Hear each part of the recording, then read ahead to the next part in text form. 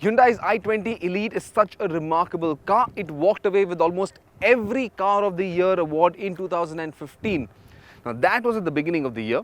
Towards the end of 2015, however, it has now got two new competitors to that throne. There's the Maruti Suzuki Baleno and the Honda Jazz. Will either of these cars displace the i20 as the best-selling and probably one of the best hatchbacks in the entry premium segments to ever come down in the Indian market? Well, let's see.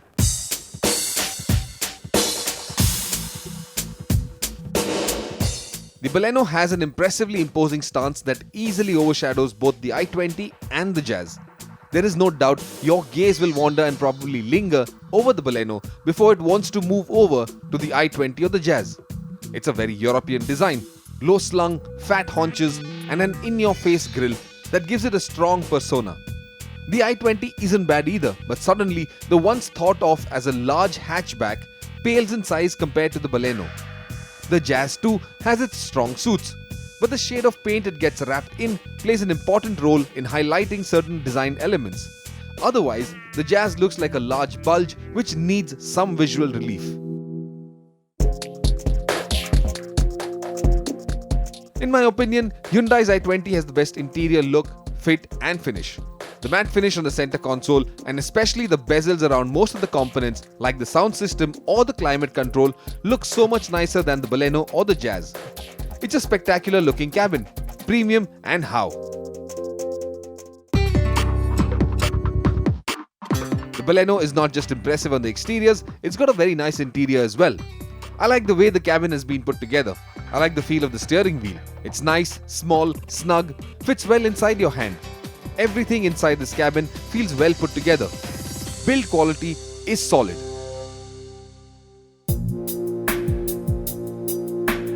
I'm not too fond of the interior look and feel. The Jazz feels very utilitarian. The features don't look upmarket. Even the cabin doesn't have a premium feel, at least when compared to the i20 or the Baleno. The Baleno is undoubtedly the most spacious. It's also the largest car in the segment and as a result gets the most amount of space inside the cabin.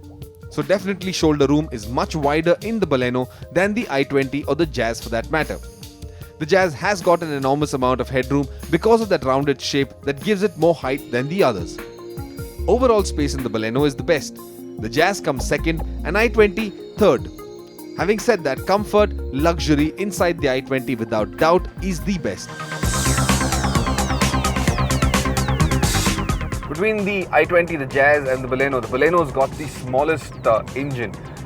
The 1.2 litre diesel, well, it's the smallest of this lot, also makes the least amount of power and torque. You get 75 PS of max power, 190 Newton meters of max torque.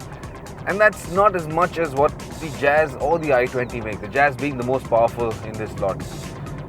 It also means that the Baleno, falls short where performance is concerned, as well as fuel efficiency. It's definitely not the best in either of these, but it's more of a middle order car where both performance and efficiency is concerned.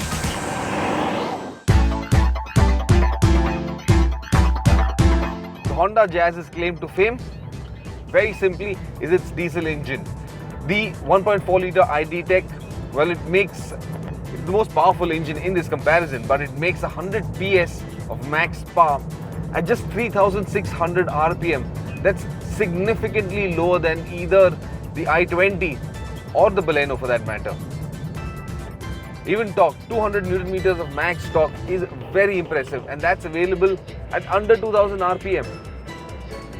Now the flip side of this is you constantly have to, if you're driving aggressively, you want that power, you want to be in the power band, you constantly have to shift up very, very quickly.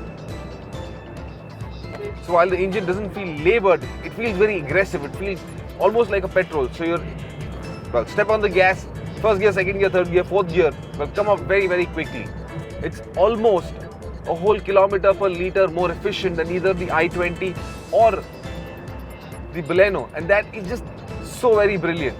If you wanted a car purely on the basis of what its engine did, look no further than the Honda Jazz.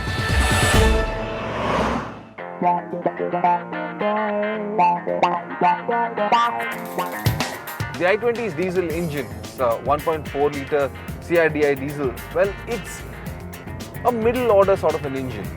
It's not the most powerful.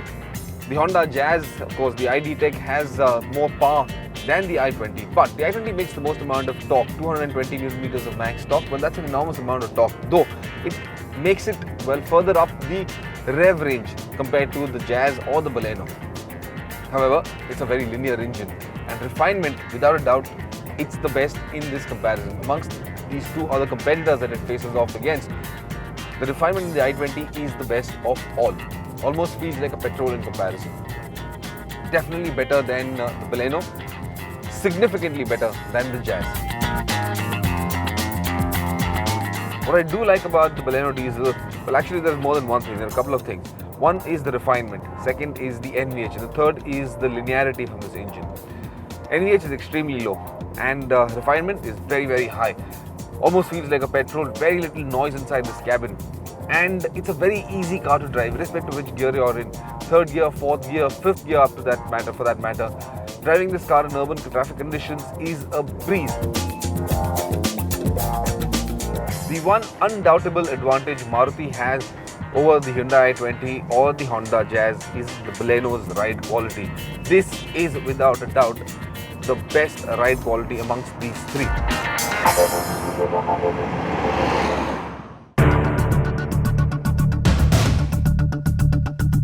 The Jazz feels very secure, very planted at almost any speed, irrespective of the kind of road that you're driving it on, whether it's urban conditions or it's on the expressway, on the motorways for that matter.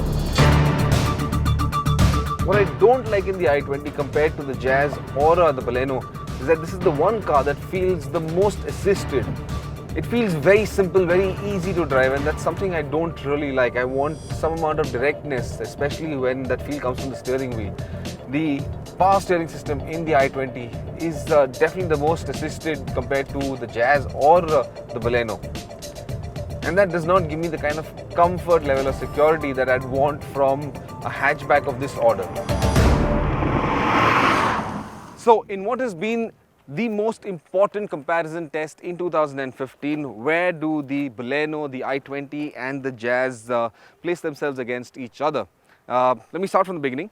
Styling wise, I do think the Baleno, well, outranks these two cars, but that's a very individual choice. Even the i20 is a very handsome car, even the Jazz is a very handsome car, though I do believe firmly that the Baleno has got a very European character to it. The i20 has got this very dynamic character, but it's more global in its appeal. The Jazz, of course, very Japanese styling where that is concerned. Mechanically, all three packages are very similarly placed to each other. They've all got the right attributes. You want great ride comfort, you want great space inside, you want a good set of features inside, you want a secure car with a lot of safety features as well. All three of these offer as much as well anybody else, or for that matter the best that they can offer at their price points. However, the Baleno may have the smallest engine in this entire comparison, but that does not mean the Baleno is the weakest link in this comparison as well. Because performance is not a priority, is not a selling point when a consumer walks into a showroom. Fuel efficiency definitely is, and the Baleno's fuel efficiency, well, stands in between the Jazz, which is the best, and of course the i20. Outright performance, there's nothing like the Jazz in the market. If you want an overall car with a good design package inside the car as well as comfort and set of features, the i20 is it. But here's the big question mark. Maruti has gone all out with the Baleno.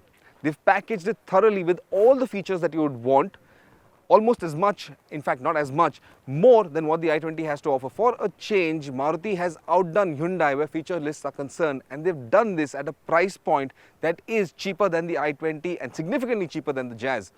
So undoubtedly we do have a winner here today, and that winner is the Maruti Suzuki Baleno. Maruti has finally outdone Hyundai and Honda in a segment that really matters. They've not been the first movers in this segment, but they've really turned that segment around. I think Baleno clearly is the winner today.